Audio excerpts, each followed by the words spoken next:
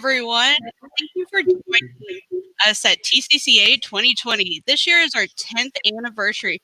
We're so excited for the attendees from all over the world joining our conference this year. My name is Meredith. I'll be your host for the session. Before we get started, I want to go over a few items. If you have any comments, go ahead and put them in the chat, or any questions. We'll post them in the chat box for our co-host, our host to our presenter to enter at the end. My co-host will help me in going through the comments too. It's Chelsea. Chelsea will be there, and I'll be monitoring the chat with her. If there's any discussions at the end of the session, we'll put them there. I also, at the end of the session, I'll be giving the secret password that will be presented at the bottom. Now I want to introduce Kyle. I'm a butcher, and I know we just went over it. I'm sorry, Kyle. That's all right. Good morning. Morning. Thank you so much, Meredith, for the introduction, and thank you so much to your entire team for scrambling to get this event virtual. Being in a similar position, I know the legwork that had to go into that, and I'm sure I only know a fraction of it, so kudos to your team for that. I can't wait to hear your presentation. Thank you so much. We look forward to it. It's going to be good. Following the keynote today, and for everybody joining me, thank you so much. 9 a.m. and you signed up for data. You are my kind of people. You are my kind of educators. I love it. Or maybe you saw the free up times thing and you're like, yeah, I would like to figure out a way to free up some time, please. Either one's brilliant. And I think following up that keynote speaker, Michael, if you got to listen to him this morning, he talked a lot about how lots of things in education, lots of the structure is still predicated upon, Industrial Revolution times, that the world's moved on, and sometimes the structures of our education system has not moved on. So when we start hearing things like, yes, indeed, I would absolutely kill for some time to have where I'm not forced to do curriculum that's preparing my students for 1950, hopefully you can find little nuggets of that and little pieces of that in today's presentation. Also, one of my big hopes is, I hope that I left this general enough that you can apply this to really anything your school is working on, and we'll kind of take it from there. So I'm Kyle Sampson. I work at Clear Creek ISD, wonderful district just south of Houston, Texas. If you know where NASA is at in the Clear Lake area, that is our school district. I work as a learning technology coach. Primarily, first and foremost, I'm an instructional coach. Instruction comes before technology. So trying to work with the teachers, trying to find that magical time to really dive deep, figure out what's going to benefit their students the most. We like to go that path versus just, hey, look at all these shiny new tools. There's 50,000 tools. You don't know how to use any of them. Good luck. That's not us. That's not how we do things in Clear Creek ISD. And hopefully you guys don't do too much of that either. But that's who we are, and that's what we're working for today. But first of all, you guys came to a virtual session, and thank you so much for signing up for the session. So the biggest thing that I'm missing virtually is right now I can see a screen where I can see myself, and when the wonderful people from TCCA come in to check on the session, I can see them, and that's about all I get to see right now. I don't get to see the 150 plus people that signed up for this session. And that kind of bums me out, because a professional learning network, and once again, Michael laid on that keynote, finding fellow educators like yourself is so huge.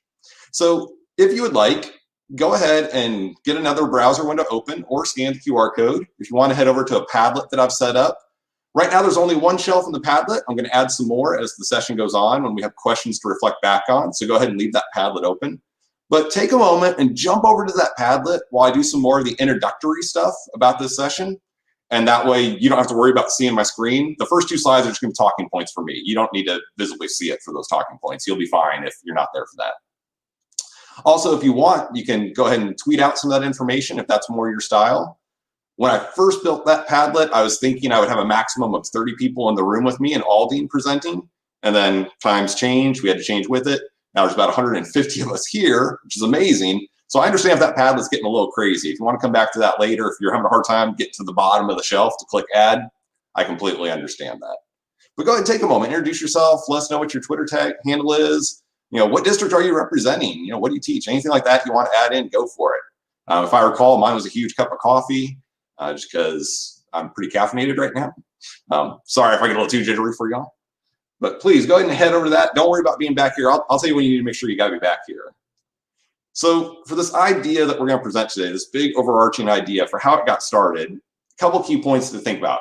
how it really got started was we had an administrator who just dropped a general charge on us where he's like, hey, we need to personalize learning for students. And that was his introduction. He didn't take it very far. And that was nice because we got to take some ownership of it. But we're like, I don't know where to start.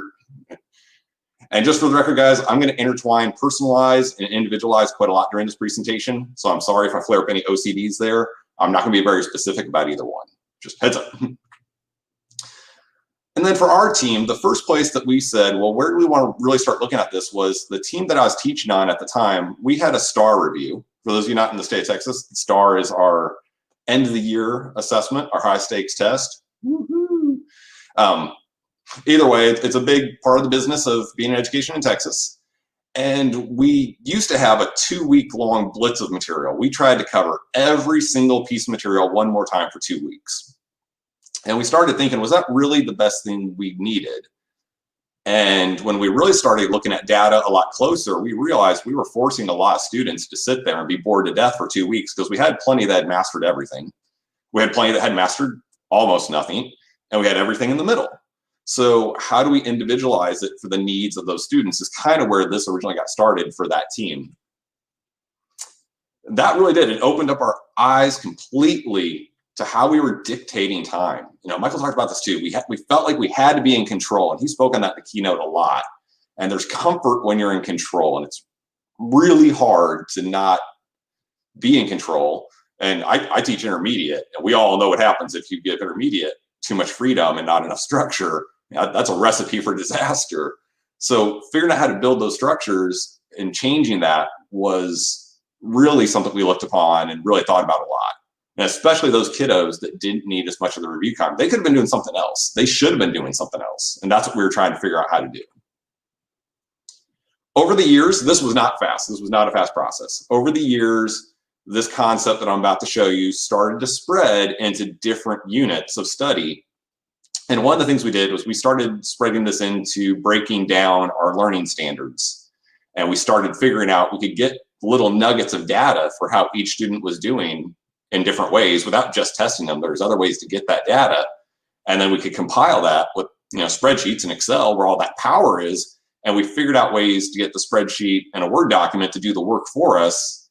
And now we're starting to see some freedom there. What was really fun to watch was it got our teachers to crave useful data. If you're an administrator in this meeting, think back to when you were a teacher. If you're a teacher now, I don't think I'm making anything up. I don't think I'll surprise anybody when I say we've probably all been in a meeting where somebody dumped down 40, 50 pages of data, gave us 5 minutes to look at it, and then it just got swept off the table. Why? This method gave us a why. It let us really channel down to specific data that the teachers wanted, and that was different for every team, but really useful data. If the data is not useful, we're kidding ourselves with how long we are spending getting the data. And quite honestly, we, as education, it's just built into our system. We, for lack of a better word, we're just kind of stuck in that system. So we need to find ways as individual teachers that we can kind of chip away at that and use what we can use when we have time to do so. And then also, where else has this gone? So for different teams that I've worked on, now that I've been in different districts, my career started in Humble ISD, which is on the northeast side of Houston, and just phenomenal educators up there that got me going. So much of my family was involved in education. As all of that's progressed, and I've got to work with science teams that I've coached over there, to now my time down at Clear Creek ISD, where I get to be a learning technology coach, where I get to service Westbrook Intermediate School and League City Intermediate School specifically are the two schools I service, as well as help out the district. This has gone a lot of different places. Some of the things we've done is we've had a lot of teachers that have gotten really excited about things like Genius Hour and passion projects. Those are your avenues to get kids really involved in those 21st century skills and beyond. Those are the things that let you get past maybe curriculum that's stuck in the early 1900s. But where do you get time for that? That's what today's about. This was a lot of stuff that we do in some of my campuses. I service both campuses that handle a WAVE program, which is for gifted and talented learners. So we have a gifted and talented program on each one of our campuses. Plus, we have neighborhood kids that feed into it as well. And on these campuses, they do some very long-running projects. And these projects can run throughout most of the year where the kids find something they're truly passionate about. But where do we get them time to work on these projects other than just at home? You got to carve out some time somewhere. Some of these ideas have been used to help with that. Also, any teacher knows, especially right now, we are missing that one-on-one time with students. That is so hard in the virtual world. Or if you are brick and mortar and the kids are there, even one-on-one can be tough because maybe you've got the online kids behind you if you're doing hybrid teaching. This is such a struggle right now where do I carve out time to dedicate? I'm going to work with this smaller group that's struggling on this. Where do I carve out time that I can work one-on-one with these handful of kiddos? And then what are my other kids doing when I'm doing that? Well, hopefully they're working on something that you want to give them time to work on. And of course, if you're doing work with RTI, if you're doing response to intervention and you trying to figure out, tier 1 is your first time instruction. Really hone in on that, of course. But for those kiddos that need a little bit more or they need something somewhere, and the kiddos that don't, that's hard to find time during the normal day. So where did our teams first find time before I show you how we really did the mechanics of this? Now, this is a very specific example. This won't work for everybody, but it'll start getting your brain thinking about where do you have hidden nuggets of time potentially. Now, this was specifically an 8th grade team when I was still a teacher in a classroom teaching 8th grade science. I already mentioned the 2-week STAR review. Now, that's 10 days of instruction, if not more. Sometimes we had more than 2 weeks. There's a lot of time in there. And did we really need every kid doing the same thing every second of the day? Spoiler alert, no. Each unit, now, once again, this was, when I say this, please don't leave here thinking this happened overnight. We spent half a decade plus on this when I'm talking about each unit. We only did like a couple units per year. But what we discovered was our unit structure went something like this. We usually had somewhere in there 1 day of vocabulary. I'm going to wrap myself out. My pedagogy for vocabulary was atrocious. I fell into the old school trap of here's your unit plan with your 20 words that you need to know for science for this unit. I'm going to give you today to copy those down. Let me try to be a good teacher. Draw me a picture next to the word too. I know you don't know what this word means, but just draw me a picture. Oh, 4 colors, I gotta have 4 colors. And that was what they did for that 1 day. Now, if you're in the same boat as me, don't feel bad. We've all been there and we need to figure out a way to get vocabulary to the kids. But we figured out as a team that I was working on, it was a whole lot better when we figured out activities to spread that vocabulary into. Example, a kid wants to tell you about H2O and you're teaching intermediate science. Don't allow the kid to call H2O a group of letters. That's the chemical formula for water. There you go. I just got you to use chemical formula. You're using your vocab word. Good job. Embedding stuff like that into every single day freed up an entire day for us. Just right there, one free day for every unit. Review days. We were really big on reviews at the time. We always had 1 to 2 days of unit review, usually 1 day, but a couple of our big units had 2 days. And same thing, go back to the STAR review idea. What if we had data to prove kids didn't need every single component of that review? Couldn't we give them that time back to work on those bigger projects? The answer is yes, but the difficulty was how in the world do we get all that information to the kids? I got 180 students. I got 1 45-minute conference period. I got 450 emails. When? How? That's what today is about as well, trying to figure out how to make that actually manageable. Now, this next one, I was working at the time for a very progressive principal, very forward-thinking, brilliant-minded man, and he allowed us a lot of freedom to really think about how we're testing our students. Now, I know there's a good chance you might be in a structure where you are demanded to have an end of the unit summative test. Maybe it's got to be bubbled in answers online so that you get data for the team. Okay, not a problem. Keep doing your thing. But really look at how much you're putting on that test. And if you have an instructional coach, work with them to see, do you have the questions you need to cover the material that is needed? Here's how we designed our test. I was going to wrap myself out. I've got 50 minutes. I do not want my 5th period class to have 30 free minutes today. No, I am not controlling that one. So we need to add more questions to that test. That's horrible. I feel bad that those words just came out of my mouth. Why don't we get the number of questions needed to make sure the kids know the standards that are on that unit test and call it good there? Or even the principal I was working with at the time said, if you have data that proves, if you're doing like a standards-based grading system, if you already have something that proves the kids know it, maybe consider not giving them the traditional end of the unit test. The kids will practice testing enough in another class. They're not going to be without testing. They'll be okay. So just by going on that method alone, that gave us 3 to 4 days freed up for every single unit that we could give those kids time. If they'd mastered their stuff, we could give those kids time to work on what they needed. Now, if they didn't master some of the stuff, they didn't necessarily have all that time for free. But for the ones that were ready to go on, they might have a fraction of that time or all that time. So what am I really talking about? How do we get this information to the kids? Well, long story short, it first started with a prescription card. And I was watching a new math coach that I was working with at the time, and he was working with his amazing math team, one of the best math teams I've ever seen. These ladies were on it. They demanded that each kid get what they needed. So they were filling out, more or less by hand, a card that had the student name. It had information about how they had scored, and they're looking all this up on Eduphoria and the system we had for tracking data. And then they're filling out or typing in what the prescribed activity for that student would be. Absolutely amazingly powerful. Except I got my science team in the wing looking at it going, yeah, that looks nice. But it took them 2 sub days to pull that off. Samson, you're a data nerd, you're a computer nerd. There's got to be a way to get the system to do this for us somehow, some way, correct? Yes. Yes, there is. So that's what we're going to do for today.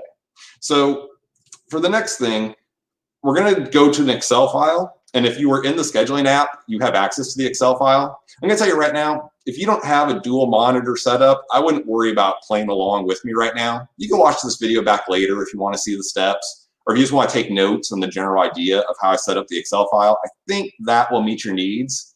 Because if you just have one screen bouncing back and forth, you're probably going to miss something. So if you want to, just hang tight, just watch the screen, come back and watch it. If you get stuck on a step later, reach out to me via Twitter. I can probably help you out, so I kind of know most of the tripping points. But let's talk about an Excel file that we had. So for the Excel file, when I bring it up in a little bit, we're going to have a handful of standards for the kids to learn.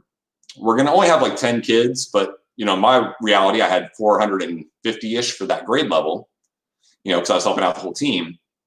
And then just for today, for no reason, I'm picking an arbitrary number of 75. And we're going to basically design this so if the student got less than 75, we're going to tell them something to do for help. And then if the student got more than 75, we're going to give them time for their Genius Hour project.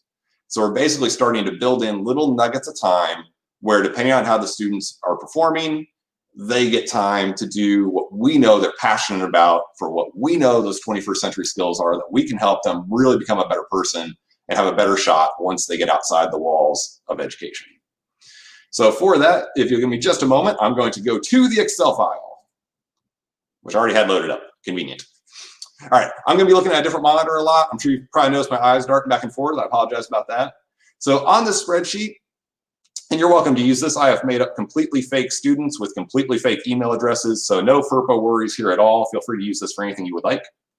We've got our students here, a completely fake email address for them, and once again, their scores. So we eventually want to get it into a Word file like what I showed you a little bit ago for those prescription cards. But first, I need to know which kids did well enough, or what we're considering well enough, and to figure out what to do if they do or they don't. So for that, let me get one more sheet going on my screen. That one's for me, or you didn't see it. We're going to start with an if statement in Excel. And like anything else, when you do any kind of programming, it's very finicky. You have to get it just right or it won't go. So basically what I want to know is for 8.5a, did Douglas Aiden, did he get 75? Well, I can see the answer is no. So he's going to need some help. However, I need to program that for all the kids. So let's see how we can do it so it goes to all the kids really quick. So over here in this box, if we type equals and then if, we open our parentheses, now it's ready for the logical test, which is a fancy way of saying, hey, what do you want me to look at? Well, I want you to look at Mr. Aiden's score over here. So I'm going to click in that cell. And once again, we're checking to see, is he less than 75? So I'm going to use an inequality less than 75. That's what I want you to look for, Excel. Now, also, while we're doing this, guys, just so you know, a heads up, there's nothing wrong for doing this in Google Sheets, but you'll probably want to dump that out into Microsoft Excel later. And when we get to Microsoft Word, we are going to need the full version of Microsoft Word. If you're a power user of Google, later on, you can just search for extensions that do a mail merge in Google or Microsoft Chrome, and you'll still be good to go. But back to our Excel sheet. We're looking over here. We're looking to see if that cell is less than 75, comma. All right, so now it's saying, well, what's the value if it's true? So if it is less than 75, what do you want me to tell the student? Well, what I want to tell the student is this, and I have to put this in quotation marks. If you forget the quotation marks, you'll get an error. That's usually the number one thing I mess up when I'm tired and the coffee hasn't kicked in. Let's say for this activity, I've got stations around my room. So for that day, I would just tell the student, go to station 8.5A. Once again, end your quotes and put a comma.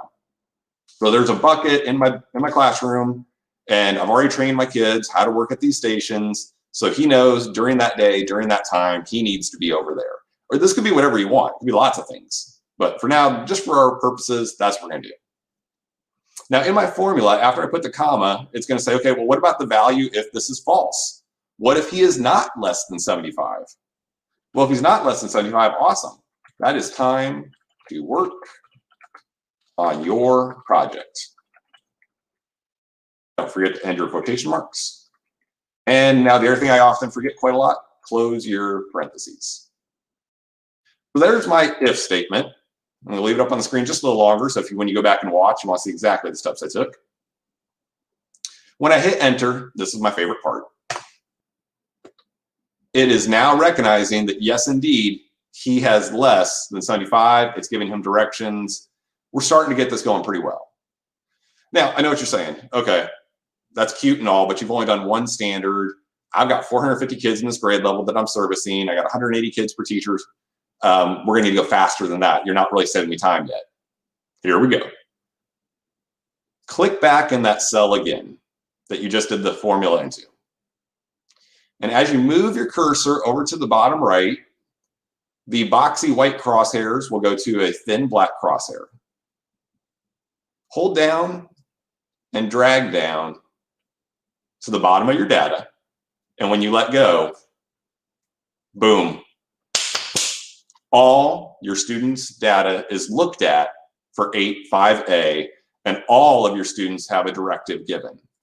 So now instead of me pouring through 50 sheets of data, instead of me going to Eduphoria and skimming across the line for everything, I've already taken this spreadsheet.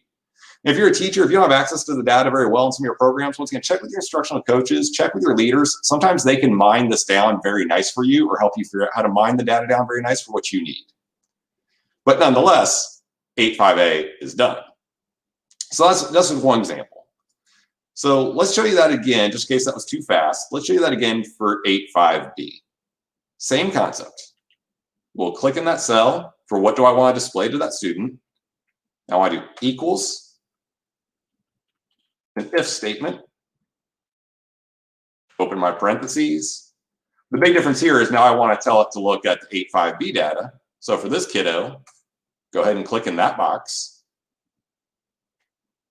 For now, I'm still going to use less than 75.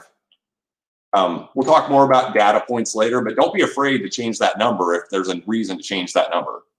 Or if you're not using standards data, you might not be able to use percentages. If you're using, so like our elementary schools use standard base data out of a 0, 1, 2, 3, 4 system with 0.5 increments, they might be saying, hey, if it's less than 3.5, that might change how they're looking at stuff. Once again, what do I want to tell them if it's true? Well, the other thing you can do too is if you have a web activity for them to do, consider putting a hyperlink in here. Now, just so you know, unless we email it to them, it probably won't be a clickable hyperlink. But if you use like tiny URLs or bit.lys, like I built one earlier for a tiny URL. And I think I built this so it just goes to google.com. I don't think it's anything fancy, but you kind of get the idea. that if we had a tinyurl.com/85bhelp, and if you just go to tinyurl.com, you can build those and put any link you want and shorten it. That leaves it very similar. Then that's what it's going to display if that is needed. And once again, put a comma. If it's false, same thing. Time to work on your project. That student has proven to me and themselves that they already know it, so they get time to work on their project.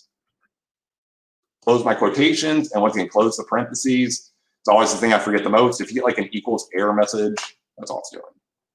So for Aiden Douglas, I can see right here for 85B, he's going to get time to work on this project. Same thing, grab my crosshairs, drag it down. And for this student, Elizabeth Marie, it looks like she hasn't been doing too well. So she's not getting a lot of free time for herself yet. She's still getting what she needs based on the data we have. All right, let's do 85C really fast to finish up the spreadsheet. And then we'll go ahead and we'll start figuring out what else we can do with this. So equals if, open our parentheses, click over here, look at this data point for 85C. Is less than 75. And for this one, I don't have a fancy example, so I'm just going to say like go to 8.5C station. And once again, if it's false, if you did well enough, same thing. That's time to work on your project.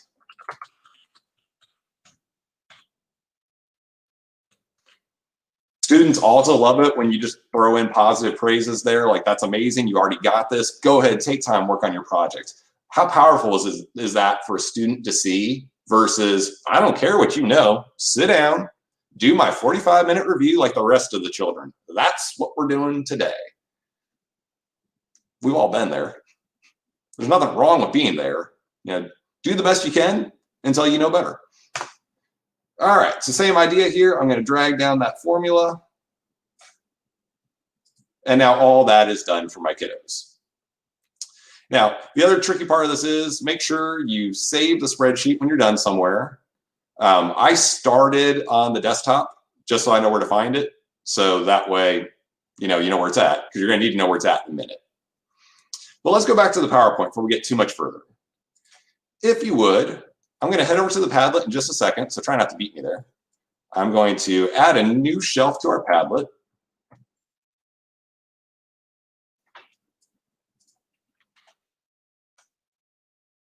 All right, so if you are going over to the Padlet, we've got now a column for after we set up the spreadsheet, what are activities or different types of activities that you could envision assigning to students who didn't meet the mark?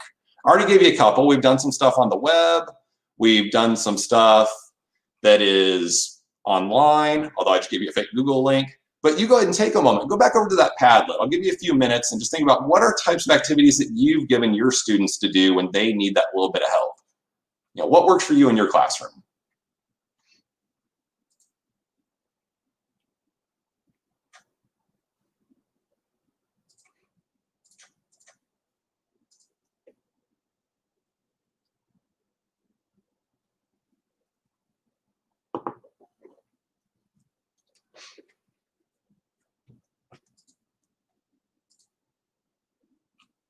While you guys are working on that, I'm having so much fun scrolling down the Padlet right now.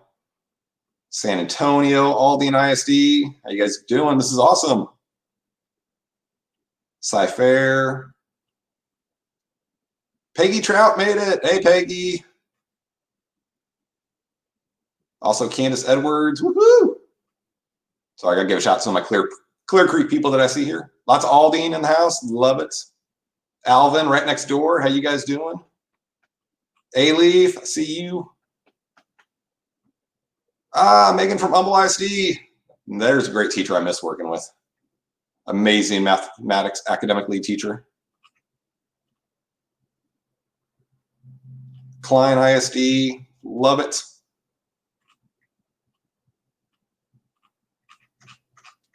Oh my goodness. I'm gonna get stuck scrolling down this. There's a lot of responses. This is amazing. So some other ideas, if you guys don't have access to the Padlet right now, here's what some of our fellow people are saying. Kind of come over here and take a look real fast. We got some Gizmos work. Oh, Gizmos is fun. Got reteach video links, absolutely. You can determine who to small group with, perfect. You can start to get that small group time right there. Small group stations that spiral, more small group, absolutely. Because this is allowing you to get to those kids that really, really, really need it and gives you time to work with the kids that just don't have that time anywhere else. Time to work on other classwork potentially, absolutely. Extra help in Word and other apps, chunking stuff, yes. Quizzes and Quizalize, all good places to go to. Reteach, just did it Wednesday. More small groups, Edpuzzle. All right, I could get stuck there for hours. I'll come back to that later. I'll try to leave that Padlet up for a couple of days after this presentation, and then eventually, you know how Padlet goes. You only get a handful, and I am one of the people that use the freebie. So I'll try to delete the other two I have before I delete that one. So let's kind of head on back. So that is definitely some more stuff you guys can do. So now that we're back over here at the PowerPoint, and if you guys are wondering how I'm toggling between the PowerPoint without it going out of presentation mode, little secret for you. Instead of using the presentation at the bottom right, if you do the little reading view that looks like a storybook for PowerPoint, it still pretty much takes up most of the window, but I still have access to all my other stuff without it dumping me out of the presentation. So that's how I'm getting away with not having to restart the PowerPoint every time and come back in. All right, so now originally I showed you guys those prescription cards that the kids had. And once again, the math department at that time that I was helping out, I was not looking at and trying to learn from, they were doing it by hand. Well, if we've got it in Excel, then we can use a mail merge in Word to go ahead and take that and make a card for each kid for me. And that was the lifesaver. That's what literally freed up days upon days for us planning and looking at stuff and let it get to the kids' hands much quicker. Now, I didn't get time to add it to this presentation very much, but also in mail merge, you also have the ability to email it to each kid if you have their email address in a column in Excel as well. That way, if you've got some COVID protocols where you're not allowed to print stuff out and hand it to kids, or if you're like us right now and about half the kids are in the building, half the kids are online, printing something out for them is not really going to cut it. So the email might be the way to go this year. So when we're setting up the Word file, double check, make sure you closed your Excel file. I have not, so it's a good thing I said that. And then know where you saved it.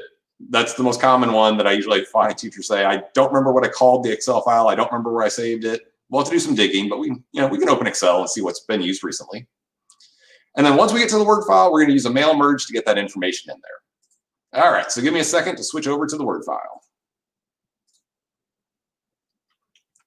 Okay, so here's what I've got. When you're designing a prescription card or whatever, go ahead and just start off with what you kind of want it to look like before doing really anything else. So like here I've got a spot for deer, and then I don't have the student name in there yet. That's on the spreadsheet. I've got a spot for me to put each level for each kid. Our target was just 75, so I can just type that in real fast. Once again, maybe you don't want to show them the target. Sometimes they don't need to know that. Depending on how you structure your class, maybe you just need to tell them what the prescribed activity is. The options are all yours there. So once again, this has to be in the full version of Microsoft Word. Word Online does not currently support mail merge conveniently without finding some sort of odd extension to add to it. Once again, Google Chrome users, just do an extension search for mail merge, check with some other people. If you guys have a great one you guys like, type it into the chat if you've already used mail merge with Chrome. And then that way other people have it. But we'll be using the mailing tab up here a lot for this. If you don't have the mailing tab per chance, that's all right. You can go to File, Options is at the bottom, customize your ribbon, and over here on the right is a checkbox that's probably not checked for mailings. Put a check in that, click OK, and now you have a mailing tab. So what we're going to do, here's what we're going to do. We're going to start the mail merge. Sounds a lot fancier than it is. This is going to be a little bit of a letdown. For now, I'm just going to pick a normal mail merge document for a normal Word document. You could definitely pick an email message, and it'll kind of strip away some of the general coding and make it look more email-ish. So when I click Start Mail Merge, not very impressive. Doesn't look like much happened. And that's true, not much has happened. Next up, I need to select recipients. So when I do that, I want to use an existing list. And that existing list is the spreadsheet that we just made. So I saved it to my desktop. And mine was called Student Data Before If Statements. Not a fancy title, but it'll have to work for this hour of the morning. And I click open. When I click open, it says, what sheet of the spreadsheet would you like to use? Well, I only had one sheet in there anyway, so no big deal. And then it wants to ask you, is the first row of data, and is that column headers? Yes, it is. That's where it said display 85A, or just said 85A, or student name. So yes, that is. Leave that checked. Click OK. Once again, it doesn't feel like anything special happened, but it did. It's now pulling data in from that spreadsheet. I just need to tell it where to go. So next to the word dear, I want to insert merge field. And when I click on this, now I can see those column headings. And it doesn't like decimal points. It always makes decimal points look a little weird. It's like, here's the 85A one, and here's the display 85A stuff. But since I'm addressing this to my students, I should probably say, dear first name, space, insert another field, last name, throw in a comma. And in a little bit, it's going to pull that information off the spreadsheet. If we go down to 85A, what was their level? Well, go back to insert merge field, and I'll take it's like M_85A. Same thing for 85B. Same thing for 85C. And then once again, we already had the work done on the Excel sheet. So when it comes time to what's their prescribed activity, that was our display one. So that was the display 85A, insert merge field, display 85B, and insert merge field again for 85C. All right, so that doesn't look very impressive until you do this. Click preview results. Here's Aiden Douglas's prescription card. Here's the scores he got, and here's his prescription. As I click the left arrow, I can see how each one of my students did, and it has a card for each and every one of them. So if you got like 450 kids in a grade level, you would, once you get to this step, you would click finish and merge, and you would select print documents, and you would send that to the printer. You'd be good to go. And then once it gets to the printer, you're going to get one sheet of paper for each and every single kid. Little secret we learned the hard way. I would also think about adding class period number on there. If you can get that in the spreadsheet, it helps to organize the cards a lot. Just a heads up. Also on finish and merge, you'll notice other than just printing document, you could also send an email message. So if I click that, it says, well, who do you want to send it to? If you happen to have an email column in there, and I had last name column, first name column, email add, and then give it a subject line and all records. If I click OK on that, it would send an email, an individual email to every single one of those kids with their card.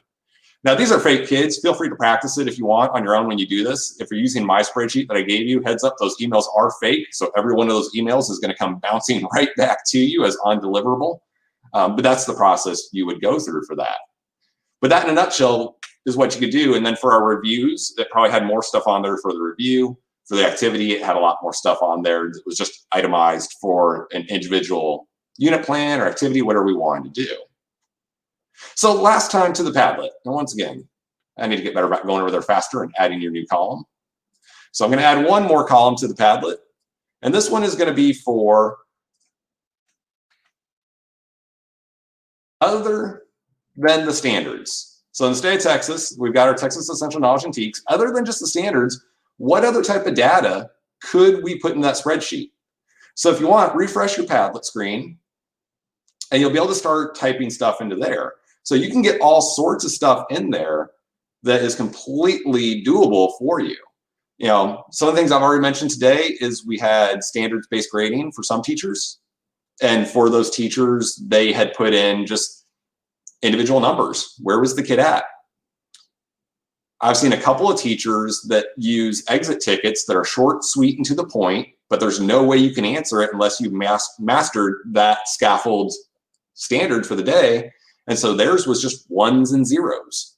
And if you didn't have a one, you clearly didn't master it. You needed to go on. you needed to keep doing some more work. But if you did master it, whenever it got time to do more work, that's where they kind of freed it up.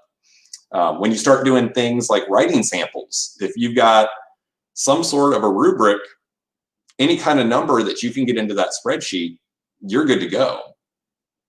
Other places that we used a lot of, our learning management system, we use It's Learning. From It's Learning, we can get different reports out of that if there's different scores for different standards for students, or if there's just different assessments. Google Classroom has lots of tools that make that available to you as well, as you get different add-ons built in and different ways to test. If you use Eduphoria, I mean, the data in Eduphoria is crazy, what you can put in there. I would just caution you on that. If you do the Eduphoria route, please be careful about not falling down the trap road of saying, okay, I want 15 data points. That means I need to test my kids with a full test 15 times a unit. It's easy for that to happen, but try not to let that happen to you. So that's the last time you need to go to this Padlet for this presentation. I'll leave that up. Keep working on that. Just listen if you are. But I did want to share with you before I end this and take some questions, our pitfalls. Everything I just mentioned to you guys was not something quick and instantaneous. This is not something any one of my teams just said, we're doing that, and we went full steam ahead. It always grew little bit by little bit. Some teams did this for 1 or 2 units per year. The next year they did 1 or 2 more units, and then they kept the old stuff. So the next year they had 4 units for this. The next year they had 6 units for this. Other teams just did this with their star review. Either way, I want to share with you some of the pitfalls that we've kind of fallen into, just so you know about them. Not that you're not going to fall into them, but just so that you feel like it's common, it's normal, don't feel bad. I definitely get it. One of the first things we really struggled with was we were picking activities for kids to do when they needed more help that our kids weren't used to. A great example of this was, I think we had done something with quizzes for the first time. And while quizzes is fairly straightforward, it's the first time our kids have ever done it. We didn't lay down the expectations. We didn't lay down how to do it. We didn't give them a lot of information for how to get there. So while we were supposed to be doing one-on-one work with students, our time was eaten up by helping those students out at that station anyway. So you got to kind of build some of these up. In the keynote, he did a great job of talking about like the top 5. If you got like 5 things you're always using in your class, maybe stick to that. You don't need to necessarily branch out from that. This also kind of bit us really hard when we started to change students, where one teacher, I'd get her students or all the students plus my students, and we were going to do the review stations in my room. And then in her room, it was the area where it was going to be group project time. But I would get her students or she would get mine, and we had done different kinds of activities that the other students weren't used to. That was a little problematic. We had to be careful about that, and we had to get a lot better at communicating. The other one to be careful of, watch out for data sets that are too small. A good example of this is if you're doing like an end of the year review and you are only testing them on 2 questions, well, they either got a 0, a 50, or 100. Not that you can't use that. That's just a very small data set, and you might have a lot of kids. You might have been a bad question throwing you off, and then the kids really did know it, and then you're still making them do more work. That's challenging. That's a challenge too. So just kind of be aware of that as well. I don't have a magic bullet number for you. I'm just saying that data sets that were too small has come back and gotten us a few times. Other things that we ran into. This is a big one for discussion. If you've got access to an instructional coach, I highly recommend teaming up with them to help you work through these conversations. But what is acceptable? To one teacher, they might have a saying, nothing less than an A is good enough for my kids. Another teacher might say, well, the state of Texas says an acceptable score on this is blah, blah, blah. That's a long conversation, and that's a conversation to have and grow as a team. There's no perfect answer. That's something that you guys have to work through. The other big one, showing students too many data points at once. If you do want to do this for an end of the unit assessment, I highly recommend figuring out your handful of most important must-have topics. If you're in the state of Texas, maybe it's the readiness versus standards versus process. I don't know. You're going to have to mine through that data and figure that out. But if you dump 100 data points at a student and give them a prescription card for that, that's rough. We've done it. Learn from us. And then trying to do this too often when we just went to this by unit. It takes a lot of time to set this up by unit. It takes a lot of time to build these extra activities.